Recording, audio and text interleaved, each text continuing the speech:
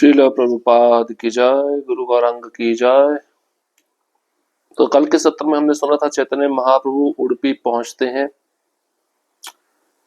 जहां पर तत्ववादी रहते हैं, दार्शनिक रहते हैं, और महाप्रभु उनसे पूछते हैं एक प्रश्न। वह प्रश्न है कि मनुष्य जीवन में श्रेष्ठ उद्देश्य क्या है, साध्य साधन क्या है।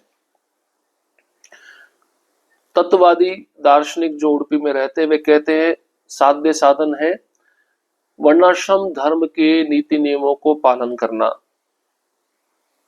इससे हम भगवान के धाम जा सकेंगे, और उन वर्णों आश्रम में रहकर अपने कर्मों को कृष्ण के चरणों में समर्पित करना। लेकिन महाप्रभु ने कहा कि मनुष्य जीवन में जो साध्य साधन होता है वह है भगवत प्रेम प्राप्त करना, और विधि है श्रवण और कीर्तन। और महाप्रभु भागवतम में से श्लोक भी उच्चारण करते हैं जो प्रहलाद महाराज ने 7वें स्कंद में उच्चारण किया था।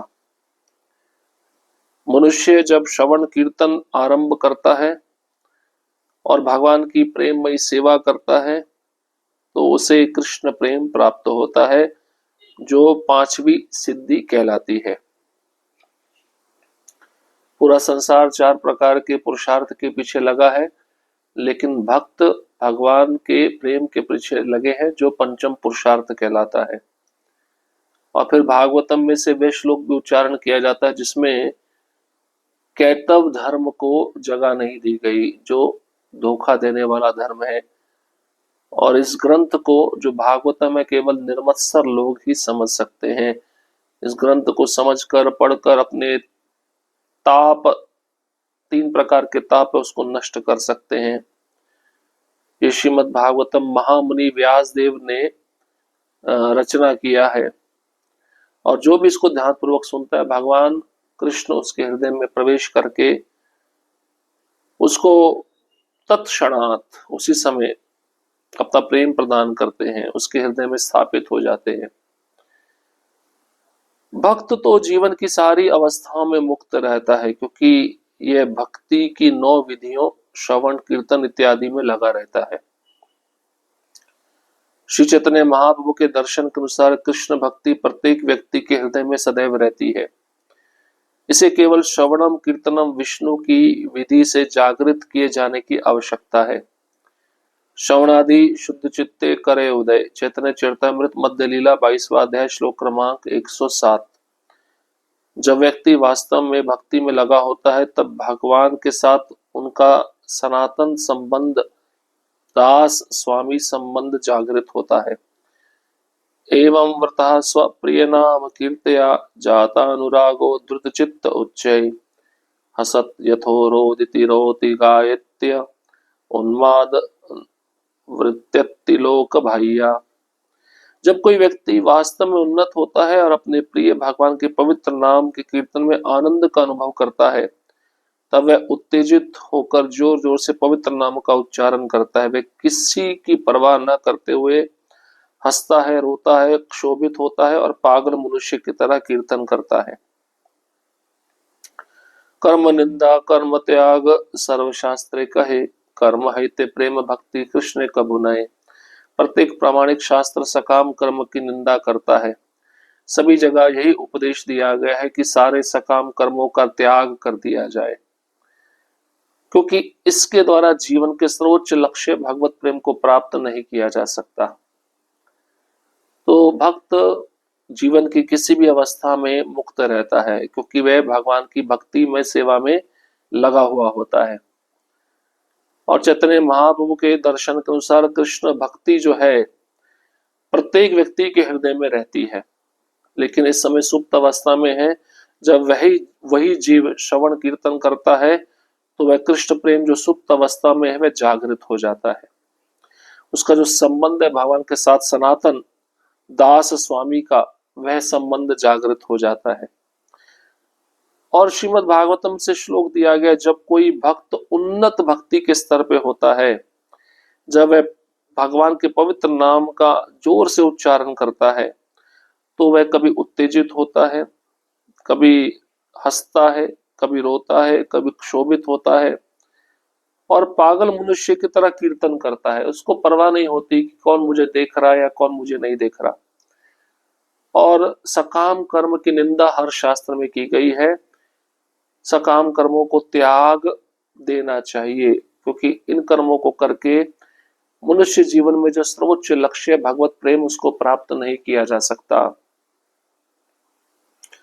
वेदों में 3 कांड या विभाग है, कर्म कांड, ज्ञान कांड तथा उपासना कांड। कर्म कांड सकाम कर्म किए जाने पर बल देता है, किंतु अंततः कर्म कांड तथा ज्ञान कांड का त्याग कर दिया जाए और एकमात्र उपासना कांड अर्थात भक्ति कांड ग्रहण कर लिया जाए। कर्म कांड या ज्ञान कांड द्वारा भगवत प्रेम नहीं पाया जा सकता, किंतु भगवान को अपना कर्म समर्पित करके दूषित मन से छुटकारा पाया जा सकता है। इस प्रकार मानसिक कलुष से मुक्त होकर आध्यात्मिक पद प्राप्त किया जा सकता है। उसके बाद शुद्ध भक्त की संगति की आवश्यकता पड़ती है, क्योंकि केवल शुद्ध भक्त की संगति से ही मनुष्य भगवान कृष्ण का शुद्ध भक्त बन सकता है। शुद्ध भक्ति की अवस्था तक पहुंचने पर श्रवणम कीर्तनम की विधि अत्यावश्यक हो जाती है। भक्ति की 9 विधियों को संपन्न करने से जो श्रवणम कीर्तनम से आरंभ होती है, मनुष्य पूर्ण रूप से शुद्ध बन सकता है। अन्य अभिलाषिता शून्यम ज्ञान कर्मादि अनावृतम भक्ति रसामृत सिंधु 1.1.11। उसी के बाद भगवत गीता 18.65-66 में दिए कृष्ण के आदेश का पालन किया जा सकता है। मन मना भव मद भक्तो मद्याजी माम नमस्कुरु माम में वैश्यसी सत्यम ते प्रतिजाने प्रियोसी में सर्वधर्मान परित्यज्य माम एकम शरणम व्रज अहम त्वाम सर्व पापेभ्यो मोक्षयिष्यामि मा शुचः। सदा मेरे विषय में सोचो तथा मेरे भक्त बनो, मेरी पूजा करो तथा मुझे ही नमस्कार करो। इस तरह तुम अवश्य ही मेरे पास आओगे। मैं तुम्हें यह वचन देता हूं, क्योंकि तुम मेरे प्रिय मित्र हो। सारे धर्मों को छोड़कर मेरी शरण में आओ, मैं तुम्हें सारे पापों से मुक्त कर दूंगा। डरो मत। इस तरह मनुष्य भगवान की प्रेममयी सेवा करने की अपनी मूल वैधानिक स्थिति विकसित कर सकता है। तो मनुष्य कैसे अपने हृदय में कृष्ण प्रेम को जागृत करे, इसकी विधि बता रहे महाप्रभु। महाप्रभु कहते हैं कर्मकांड, ज्ञान कांड और उपासना कांड, ये वेदों में 3 भाग दिए गए हैं। कर्मकांड सकाम कर्म किए जाने पर बल देता है और कर्मकांड ज्ञान कांड को त्याग देना चाहिए। एकमात्र उपासना कांड जो भक्ति कांड है उसका आश्रय लेना चाहिए, क्योंकि कर्मकांड ज्ञान कांड के द्वारा भगवान का प्रेम प्राप्त नहीं किया जा सकता। तो भगवान को जीव अपना कर्म समर्पित करके अपने दूषित मन से छुटकारा प्राप्त कर सकता है।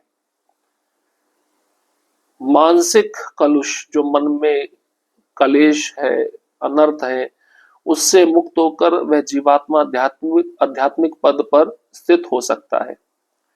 और इसके बाद फिर शुद्ध भक्त की संगति की आवश्यकता पड़ती है। केवल शुद्ध भक्त के संग में मनुष्य भगवान कृष्ण का शुद्ध भक्त बन सकता है। तो 3 प्रकार के भक्त है ना, कनिष्ठ भक्त, मध्यम भक्त, उत्तम भक्त। तो जिस भक्त का आप संग करोगे तो वैसे ही भक्त बनोगे। तो शुद्ध भक्ति की अवस्था तक पहुंचने में श्रवणम कीर्तनम विधि भी आवश्यक होती है। जब श्रवणम कीर्तनम आरंभ होता है तो मनुष्य पूर्ण रूप से शुद्ध बन जाता है। उसके मन में अन्य अभिलाषा नष्ट हो जाती है, शून्य हो जाती है। और उसके बाद फिर वह कृष्ण के बताए हुए आदेश का पालन करता है, जो कृष्ण कहते सदा मेरे विषय में सोचो, मेरे भक्त बनो, मेरे को नमस्कार करो, मेरी पूजा करो। मन मना भव मद भक्तो मद्याजी माम नमस्कुरु। ऐसा करके तुम अवश्य ही मेरे पास आओगे और सब धर्मों को त्याग कर केवल मेरी शरण में आओ, मैं तुम्हें सारे पापों से मुक्त कर दूंगा, डरो मत। तो इस प्रकार से वह जीवात्मा भगवान को शरणागत होकर भगवान का प्रेम प्राप्त कर सकता है। कर्म कांड या ज्ञान कांड से कोई भी भक्ति के सर्वोच्च पद पर उन्नत नहीं हो सकता। शुद्ध भक्ति केवल भक्तों की संगति से ही समझी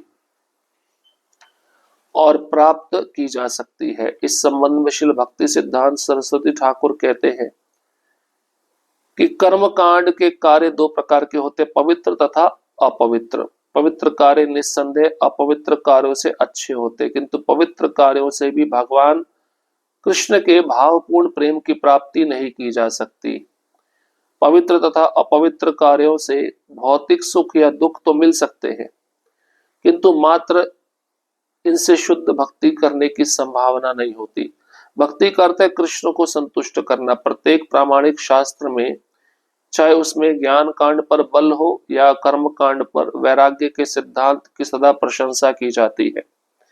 इसका सबसे बड़ा वैदिक साक्ष्य है वैदिक ज्ञान पर परिपक्व फल श्रीमद् भागवत। श्रीमद् भागवत पहला स्कंद 5वां अध्याय 12वें श्लोक में कहा गया, नैष्कर्म में अप्युच्युत भाव वर्जितम न शोभते ज्ञान मलम निरंजनम कुतः पुनः शश्वत अभद्रमीश्वरे न चार्पितम कर्म यदप्य कारणम। समस्त भौतिक आकर्षण से मुक्त होने पर भी आत्म साक्षात्कार का ज्ञान अच्छा प्रतीत नहीं होता। यदि वह अच्युत ईश्वर की धारणा से रहित हो तो फिर सकाम कर्मों का क्या लाभ, जो प्रारंभ से ही पीड़ादायक तथा नश्वर प्रकृति के हैं, यदि उन्हें भगवान की सेवा में प्रयुक्त न किया जा सके। तो अगर कोई व्यक्ति भौतिक आकर्षण से मुक्त हो गया है और आत्म साक्षात्कार का ज्ञान उसको नहीं है,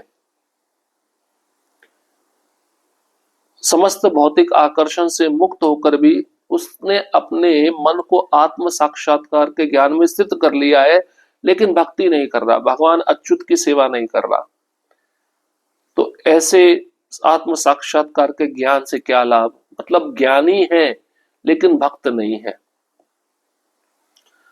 ज्ञान कांड का आश्रय लेकर संसार के दुख को समझ चुका है, उसको भौतिक आकर्षण भी नहीं है मन में, लेकिन भक्त नहीं है, भक्ति नहीं कर रहा, तो ऐसे ज्ञान से क्या लाभ जो भगवान के प्रति प्रेम को जागृत ना करे। और फिर सकाम कर्म के विषय में क्या कहा जाए, जो पीड़ा पहुंचाने वाला है, नश्वर प्रकृति का है। इसका अर्थ यह हुआ कि ज्ञान भी जो कर्मकांड से बढ़कर है सफल नहीं होता यदि वह भक्ति से रहित है। तो ज्ञानी अगर भक्त नहीं है, कितना भी ज्ञान प्राप्त कर ले, उसके ज्ञान का कोई फायदा नहीं है, क्योंकि वह ज्ञान भक्ति से रहित है। अतः श्रीमद् भागवत के प्रारंभ, मध्य तथा अंत में कर्मकांड तथा ज्ञान कांड की निंदा की गई है। उदाहरण के रूप में श्रीमद् भागवतम में कहा गया, धर्म प्रोजित कहतवो अत्र। इसकी व्याख्या श्रीमद् भागवत 11वां स्कंद 11वां अध्याय 32वें श्लोक में, भगवत गीता के 18वें अध्याय के 66वें श्लोक में की गई है। आज्ञा एवं गुणान दोषान मया दृष्टानपि स्वकान धर्मान संतज्येह सर्वान माम भजेत स च सत्तम। धार्मिक शास्त्रों में नियत कर्मों का वर्णन किया गया है। उनकी विवेचना करने पर मनुष्य उनके गुणों तथा दोषों को पूरी तरह समझ सकता है और तब भगवान की सेवा करने के लिए उनका पूर्ण परित्याग कर सकता है। जो मनुष्य ऐसा करता है वह प्रथम कोटि का व्यक्ति उत्तम कहलाता है। धार्मिक ग्रंथों में, शास्त्रों में जो हमारे नियत कर्म है, 4 वर्ण 4 आश्रम में जो हम नियत कर्म करते हैं उसका उल्लेख है, और उन कर्मों को करने पर मनुष्य बुद्धि के द्वारा वो कर्म के गुण क्या है, दोष क्या है, इसको समझ सकता है।